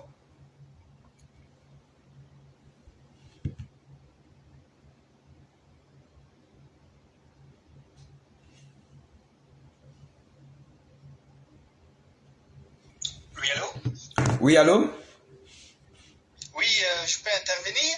Bien sûr. D'accord, ok. Bon, moi, je voulais intervenir par rapport à l'histoire que les gens veulent détourner pour une affaire mystique, voilà, qu'on a vendu ou quoi que ce soit. Et tu sais, donc, en Afrique, les Africains sont toujours en arrière. Ils croient trop au truc. Donc, si l'enfant, il y a les enfants qui sont malades, la maman préfère l'amener chez les féticheurs ou bien l'amener à l'église pour qu'on prie sur eux. Et après, quand l'enfant descend, il dit que non, c'est tel qui a vendu. Donc, normalement, il faudrait que les gens essayent de comprendre que ces choses-là, c'est pas prouvé. Il y a des gens qui croient et ils sont toujours dans la croyance d'antiquité, d'où les traditions sur comment il faut soigner ceci. Donc c'est pour ça que tu veux les dictateurs, et bon, même si tu expliques ce que tu expliques là, ils vont tu crois que non, c'est une affaire mystique, on avait à manger après, avant, quand on l'a mis au village, tout un tas d'histoires. Donc c'est pour ça qu'il faut que les Africains essaient d'ouvrir l'esprit et comprendre que c'est toutes ces affaires de maraboutage, de trucs, des rites, des traditions, ce sont les choses que c'est un peu comme le Père Noël, comme l'enfant croit au Père Noël. Donc si, avec ton explication, beaucoup ne comprennent pas, c'est pas, tu pourrais pas les forcer à te suivre parce qu'ils sont toujours en arrière. Ils n'arrivent pas toujours à évoluer dans la vie de même en Europe, là, beaucoup Européens ne partent même plus à l'église. Il y a beaucoup de gens qui ne croient plus au truc, des miracles, que voilà, je vais prier, je vais guérir ou quoi que ce soit. Donc je voulais clarifier parce que moi-même je suis de l'Ouest et moi ces choses-là, on m'avait dit que si je ne les fais pas, je vais mourir. Jusqu'aujourd'hui, j'attends que je meure, je suis toujours vivant. Donc l'étude des traditions, c'est n'importe quoi. Donc c'était ma part d'intervention. Merci mon cher. Raccroche alors, merci pour cette intervention. Bon, je pense que vous avez compris. Là, je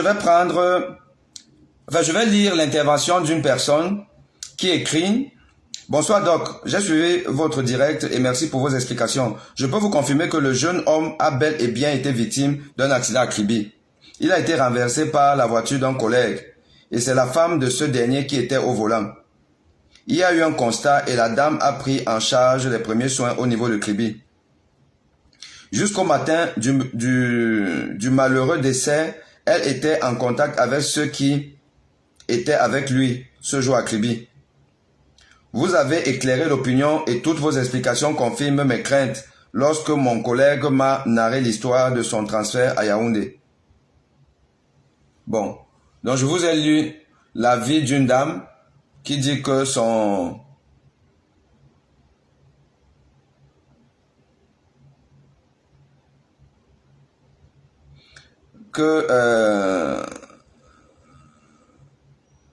c'est la voiture d'un collègue à elle. La voiture d'un collègue à elle. Mais que c'est l'épouse de ce collègue-là qui serait impliquée dans l'accident. Bon, ok. Moi, comme j'ai toujours dit, j'écoute tout ça, mais je ne peux pas discuter ça. Je ne peux pas confirmer ou contredire. Je n'étais pas là-bas, je ne sais pas ce qui s'est passé. C'est pour ça que moi, je vous parle vraiment du médical. Je vous parle du médical. Et que j'espère qu'après, on aura la reconstruction du puzzle. Et on comprendra in fine ce qui s'est passé dans ce qui est non médical plus le médical. Alors, après, bonsoir docteur, j'aimerais bien intervenir sur votre live.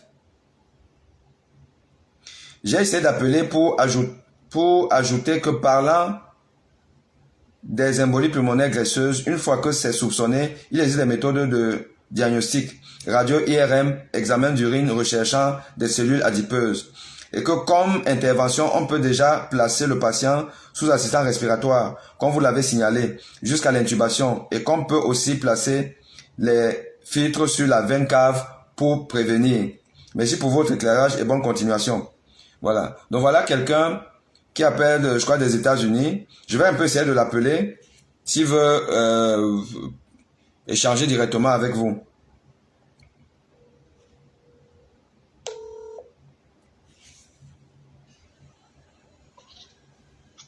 Allô, docteur Bouni? Oui, bonsoir. Bonsoir. Ici Nancy Jacques. Bon, je suppose que vous là-bas, vous êtes, c'est peut-être bonjour ou quoi? Non, c'est bonsoir, non. Bonsoir. Vous êtes où là? Comment vous allez? Le direct est fini. Je ici aux États-Unis. D'accord. Non, le direct n'est pas fini. Là, on est juste dans des échanges. J'ai lu ce que tu as écrit, mais tu peux le redire toi-même pour que les gens écoutent. Ok, j'ai fait quelques interventions. C'était par rapport à l'embolie pulmonaire graisseuse en termes de biologie, parce que c'est pour le médecin. Mon intervention était beaucoup plus dans le diagnostic et les possibles interventions. Et aussi sur le propos que vous avez apporté. Vous avez parlé d'un confrère qui a dit qu'il était impossible.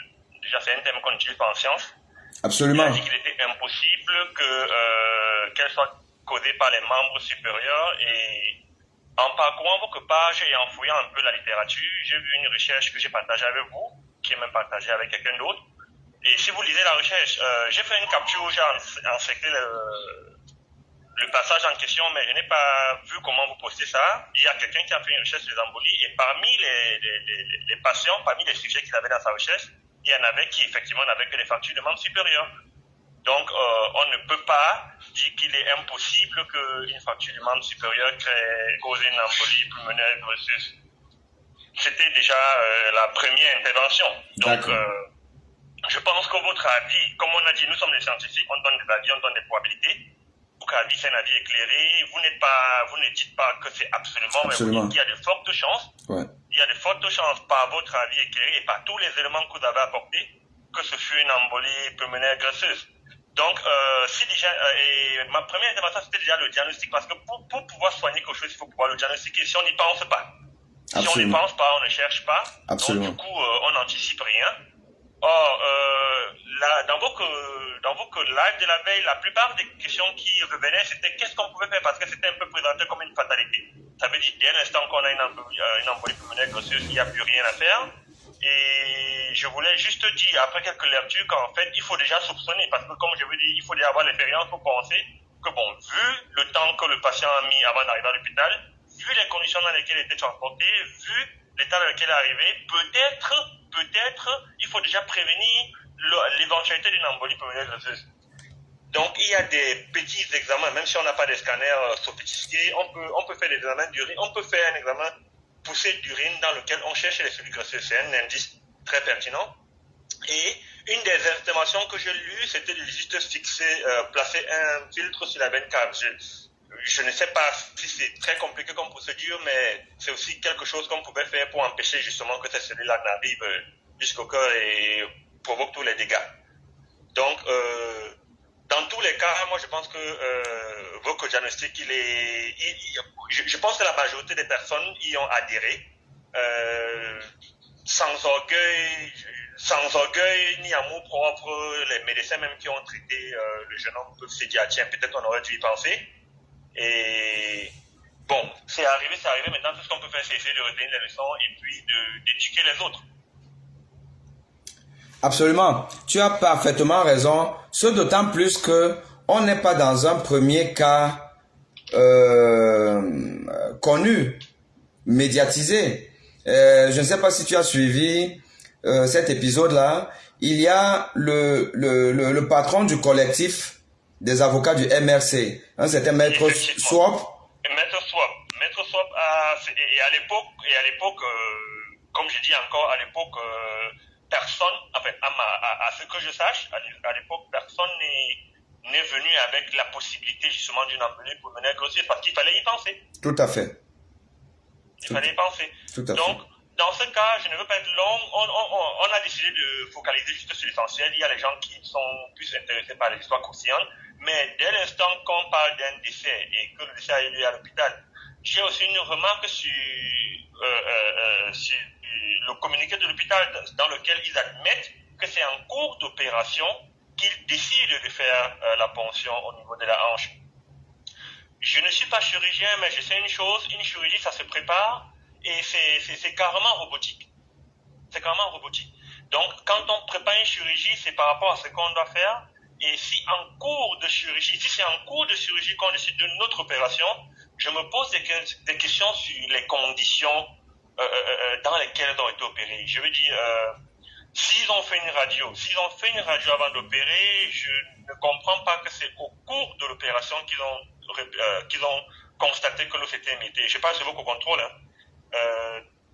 dès la mesure qu'on dit qu'ils ont fait une radio, qu'ils ont fait des examens d'usage, je veux dire qu'ils avaient quand même une image de ce qu'ils partaient opérer.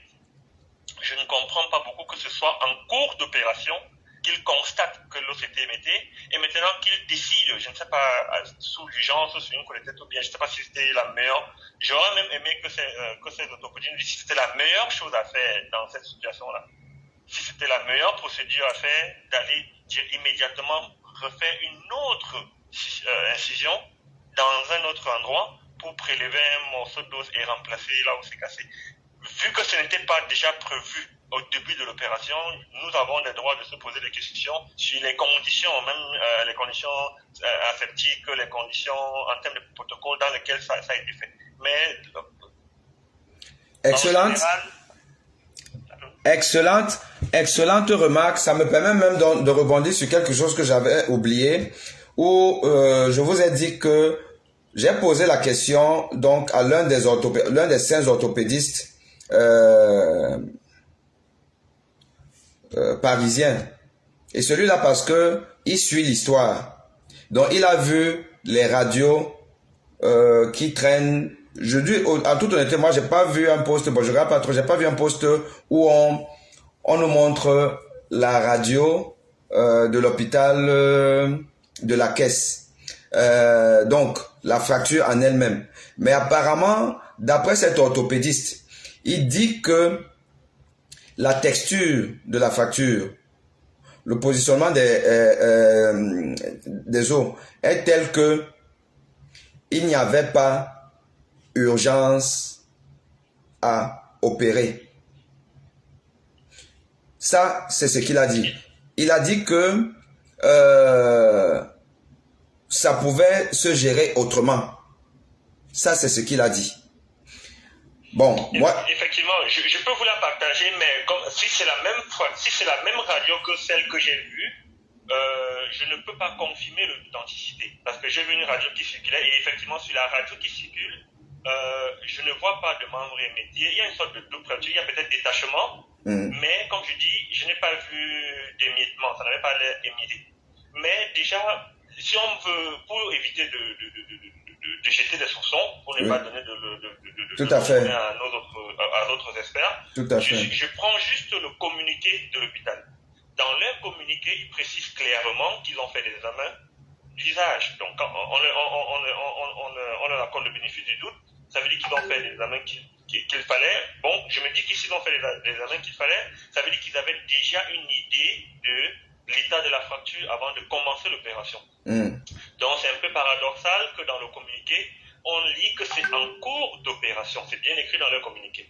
Voilà ce qui explique peut-être pourquoi ils n'ont pas demandé l'autorisation et autres. Ils disent que c'est en cours d'opération qu'ils ont constaté et que c'est en cours qu'ils ont fait leur procédure. Si vous êtes couché sur une table d'opération et que vous êtes sous gown, comme on dit ça en français, si vous êtes sous la touche, si vous êtes sous le gown, la robe.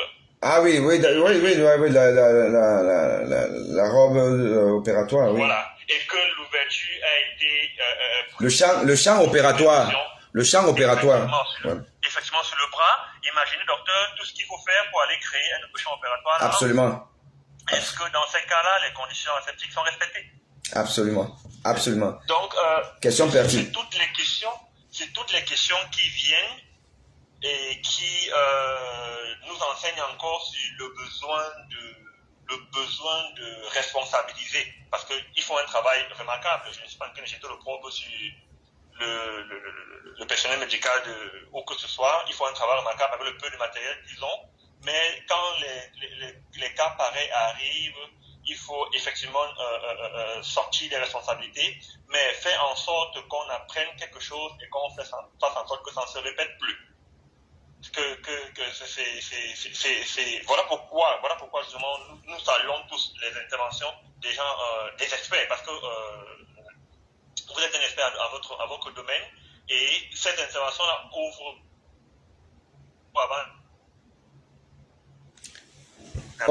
soit pas entendu parler, soit peut-être on fait un coup dessus et ils ne sont plus jamais revenus dessus et du coup maintenant c'est d'actualité. Donc merci beaucoup déjà pour ça, Doc. Merci vraiment, très belle contribution pertinente. Ben, je suis même surpris que tu dises que tu n'es pas médecin, c'est ça? C'est quoi ta spécialité? Je suis biologiste responsable de spécialiste de santé publique. Ouais. Mais effectivement, en tant que biologiste, on fait un peu de parcours médical, mais il faut rendre à César ce qui appartient à César. Non, je mais suis plus dans le diagnostic, je suis plus dans le laboratoire que dans... je peux t'avouer que pour un biologiste, je crois que tu as des connaissances médicales qui rendraient jaloux n'importe quel médecin. Hein. Bravo. Merci beaucoup. Venant de vous, docteur, je prends avec les deux. Non, bravo vraiment, parce que toute ton intervention est à son sens, c'est pertinent ce que tu dis, parce qu'effectivement, on a du mal à croire à penser que une fracture, c'est comme une radio. Une radio, on n'a pas besoin même de scanner et tout. La fracture, c'est la radio simple, face, profil et tout ça là. Donc voilà, on sait déjà à peu près où est-ce qu'on va. Après, mais il y a toujours des surprises. Bon, il y a toujours des surprises, mais quand on nous a parlé quand même émietté, et après on est allé prendre là-bas, tout ça, la même procédure, parce qu'effectivement, pour que vous compreniez, quand on met le champ opératoire, on couvre le malade et on laisse juste l'espace où on va opérer. Tout le reste est couvert parce qu'il doit avoir une asepsie totale. Maintenant, quand on doit aller prendre là-bas, ça peut se faire, hein, ça peut se faire. Si on va maintenant dégager un nouveau champ opératoire, une nouvelle zone d'intérêt et tout, ça peut se faire, mais quand même, c'est une gymnastique qui n'est pas sans risque d'infection. Voilà. En fait, c'est aussi par expérience, donc, parce que j'ai été responsable dans un centre de traumatologie. Donc, nous étions au trauma 1. Trauma 1 ici, c'est ceux qui reçoivent les plus grands, les cas les plus graves. Je n'ai pas trop envie de rentrer dans les détails. En fait, on classe les traumas par chiffre, trauma 3, trauma 2, trauma 1. Donc, en travaillant dans le laboratoire, dans le centre de traumatologie, on voit à peu près ce qui se passe. On voit un peu ce qu'ils font. On voit dans quel cas ils appellent le technicien pour l'examen. Donc, en fait, je ne vais pas être long, donc je pense qu'on a fait le tour. Oui. Vous avez peut-être d'autres intervenants. Oui. C'était juste la contribution de depuis hier, les 3 points, parce que j'avais une remarque sur la radio et sur la procédure en elle-même. Même quand on parle d'os du membre inférieur, déjà fait cette procédure en cours d'opération, si la ponction est un peu profonde, on peut se trouver toujours avec la moelle épinière qui se reprend. Et comme vous avez dit, c'est aussi un grand risque pour les hémorragies. Et puis mais les symptômes et les indices et leur propre description de ce qui s'est passé tend à corroborer votre conclusion. Mais en attendant, comme je dis, ce ne sont que des avis. Ce sont que des avis éclairés. Okay. Sous réserve de la distance. C'est ce que c'est. Donc, merci beaucoup pour votre contribution. Et puis, bonne continuation. Merci infiniment. Merci. Bravo, merci. Bonne soirée à vous. Bonne soirée. Alors, question d'un abonné. Bonsoir, docteur. Est-ce une fracture d'un os long sans déplacement peut conduire à une embolie si prise en charge tardive? Fracture d'un os long, en théorie, ça peut entraîner une embolie graisseuse, surtout des membres inférieurs. Mais comme on l'a déjà finalement dit et confirmé par les experts français, c'est que même si c'est exceptionnel, on peut avoir aussi une embolie graisseuse si c'est une fracture d'un os long des membres supérieurs. C'est rare, mais c'est possible. Surtout si c'est pris en charge tardivement.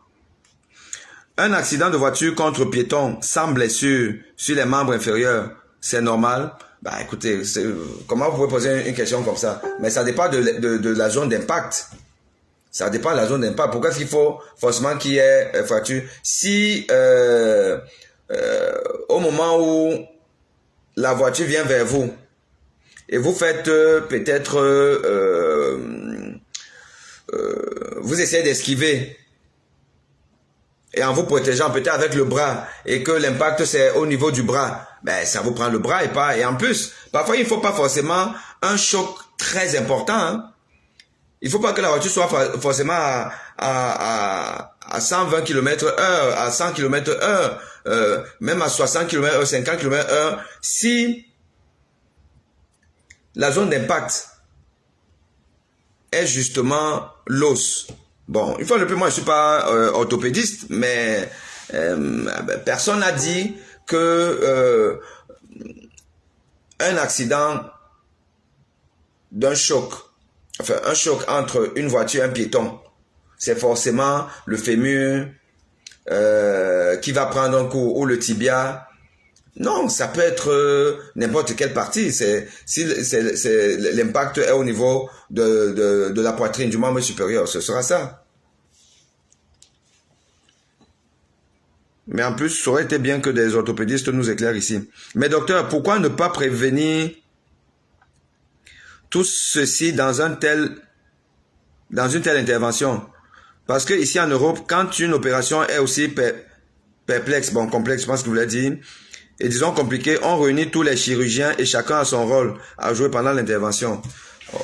Oui, si l'intervention est complexe, bon, je ne sais pas si la fracture du fémur, enfin de l'humérus, c'est une intervention très compliquée, même si la fracture elle-même est complexe, je ne sais pas si l'opération est si complexe qu'il faut plusieurs chirurgiens peut-être. Moi, c'est pas mon domaine, je saurais répondre.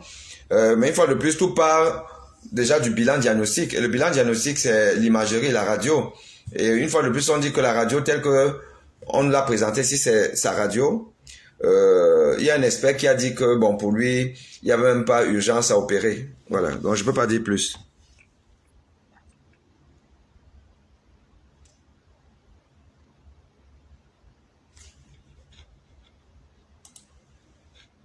Bonsoir professeur, je suis médecin généraliste, docteur Mawa. Je veux participer en posant 2 questions. L'acte chirurgical était-il absolument nécessaire? Peut-on penser que sans la chirurgie, le malade aurait-il été encore vivant? Je pose ces questions car pour les familles, c'est l'opération qui est la source du décès. Et pour d'autres, en cas de fracture fermée, nul besoin d'opérer dans l'opinion populaire. Je reviens sur le cas du docteur de Maître Swap, avocat du MSC. Serait décédé à la suite de l'usage de kétamine comme anesthésique chez un hypertendu.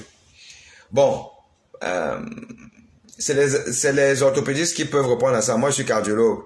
Je voulais juste donner l'avis d'un orthopédiste français qui a dit que si l'image qu'il a vue sur les réseaux sociaux est la bonne, il n'y avait pas urgence à opérer. Bon, quand on dit il n'y a pas urgence, ça veut dire qu'il n'y avait pas vraiment indication, il n'y a pas urgence, simplement. Bon, ça, c'est ce qu'il a dit.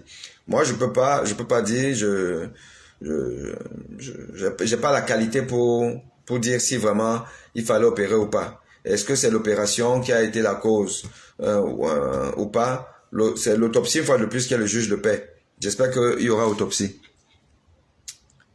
Alors, donc je vois qu'il y a des appels. À prendre avec des pincettes. Cette image n'est pas du tout authentifiée, donc on ne peut que spéculer. Oui, bon, donc c'est vrai que ça on ne sait pas si c'est la bonne. Alors, je prends qui? Bon, je prends... ah non, je pense que je vous ai déjà pris. Je pense que je vous ai pris. Allô professeur, bonsoir. J'espère que vous allez bien et je suis très content de participer à votre live sur Facebook. Et je vous suis depuis. Je suis chirurgien et je peux vous dire que depuis que vous parlez, je vous écoute avec un raisonnement scientifique qui est correct. Si les gens remettre en question ce que vous dites, je parle de ceux qui ne sont pas du corps médical, je pense que vous devez savoir que 90% de ceux qui sont sur la toile ne sont pas du corps, la plupart sont profanes. C'est pour ça que toute cette histoire va dans tous les sens. Alors, moi je vais me prononcer sur les faits. C'est-à-dire si on doit se fier au rapport médical que l'hôpital de la Caisse nous a servi et que nous avons vu tous sur les réseaux sociaux, nous sommes dans un contexte d'une complication post-opératoire, d'une ostéosynthèse d'un os long qui est l'humérus chez un patient qui a été opéré sous anesthésie générale. Parce qu'on voit bien que c'est à J2. Quand je vois l'histoire, c'est à J2, post-opératoire, ou bien J1 ou J2, qu'il a eu une détresse respiratoire, hypotension, avec des troubles, ils ont parlé des troubles de la paroxystique, un truc comme ça. Après ostéosynthèse sous un osselon. Le diagnostic a évoqué, nous sommes dans un cas d'école, un cas académique, dans un cas, nous sommes dans une situation d'un raisonnement scientifique. Et je pense que beaucoup vous suivent. Alors, le premier diagnostic qu'on doit évoquer ici, c'est l'embolie pulmonaire. Alors qu'on laisse, nous sommes scientifiques, les scientifiques qu'on laisse d'abord les trucs de sorcellerie et les trucs là à côté. Nous avons un patient qu'on a fait une ostéosynthèse sous un osselon l'humérus et qu'à J1, J2 post-opératoire, il a eu une détresse respiratoire, hypotension et puis le cœur a pris un coup. Malgré les mesures de réanimation, il est décédé. Alors je pense que la thèse de l'embolie pulmonaire ne doit pas être écartée jusqu'à preuve de contraire de l'autopsie. Et chirurgiens que nous sommes, vous allez voir que l'ostéosynthèse a été très bien faite. Très bien faite. Je vous assure que si vous voyez même, vous pouvez entrer en contact avec les chirurgiens de l'hôpital de la Caisse, si vous envoie la radiographie de contrôle, vous verrez que ça a été très bien fait, que l'orthopédiste qui l'a opéré a bien rétabli la continuité. Mais la complication qui est l'embolie pulmonaire, c'est une urgence médicale qui parfois n'est pas facile à prendre en charge, surtout dans notre contexte africain, dans nos hôpitaux. Parfois, nous n'avons pas de médicaments pour vite agir qui vont aller et détruire ces cailloux. Alors cette thèse ne peut pas être écartée. Cette thèse d'embolie pulmonaire ne peut pas être écartée. Il faut que les gens le sachent.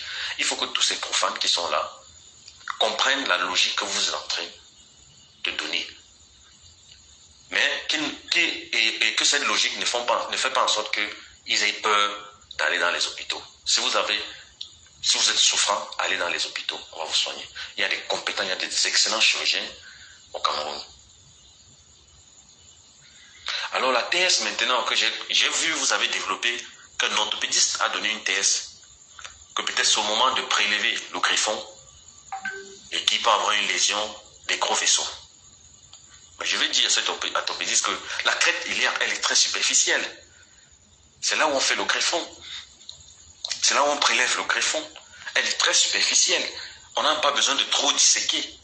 Les gros vaisseaux sont très loin. On n'a pas besoin de trop disséquer pour tomber sur la crête iliaque et gratter pour aller greffer sur la partie manquante pendant l'ostéosynthèse. Un orthopédiste qui dit ça, moi, ça laisse un peu perplexe parce que c'est de l'anatomie. La crête iliaque, elle est très superficielle. Aller léser les gros vaisseaux, il faut vraiment être aveugle. Il faut vraiment, et je sais pas. Donc, professeur, je vous remercie encore. Parce que moi, depuis que cette histoire est passée sur les réseaux sociaux, moi j'avais dans ma tête qu'une complication post-opératoire comme ça, immédiate, à J2 post-opératoire, détresse respiratoire, et puis on l'amène en réanimation, et puis quelques temps après il fait un arrêt cardiaque. Le premier diagnostic, si on pose une question, les QCM, il faut choisir embolie pulmonaire en premier. L'étudiant qui ne choisit pas l'embolie pulmonaire, on va le mettre 0, même s'il a trouvé toutes les autres questions. Alors professeur, j'ai fait cet audio parce que j'ai écouté votre live, tellement vous êtes surchargé par les appels. Moi, il préférait faire cet audio pour que vous écoutez et que voilà mon avis. Et vraiment, continuez. Je vous suis depuis sur tous les réseaux, sur TikTok, sur Facebook. Je vous suis vos enseignements. Je ne suis pas cardiologue, mais ce que vous dites est très intéressant. Je vous ai suivi sur la mort de Nandip par rapport aux soins, les premiers soins dans le secourisme et tout, le massage cardiaque qui est très important parce que si les riverains avec l'esprit de massage cardiaque, c'est que peut-être qu'Abraham Nandip ne devait pas être mort, devait être en vie aujourd'hui. Malheureusement, le pire est arrivé. Merci professeur et continuez toujours de sensibiliser la masse parce que sur Facebook, sur TikTok, 90% sont des profanes. On ne va pas les en vouloir. Mais ils font des histoires, c'est-à-dire ils ont transformé la science sur Facebook, sur les réseaux sociaux, en sorcellerie. Donc on ne croit plus à la science. Maintenant c'est la sorcellerie. Quand quelqu'un meurt, un jeune meurt, dans le showbiz, on pense à la sorcellerie. Pourtant il y a beaucoup de gens qui meurent, qu'on ne connaît même pas. Il y a beaucoup de cas comme ça qui décèdent dans les hôpitaux. C'est pas parce que c'est quelqu'un qui était connu sur les réseaux sociaux qu'on va faire de cela la sorcellerie. Non, il y a un raisonnement scientifique. L'embolie pulmonaire, c'est une urgence catastrophique. Il faut que les internautes comprennent cela. C'est une urgence. Et dans nos hôpitaux, la plupart de nos hôpitaux n'ont pas le médicament essentiel, n'ont pas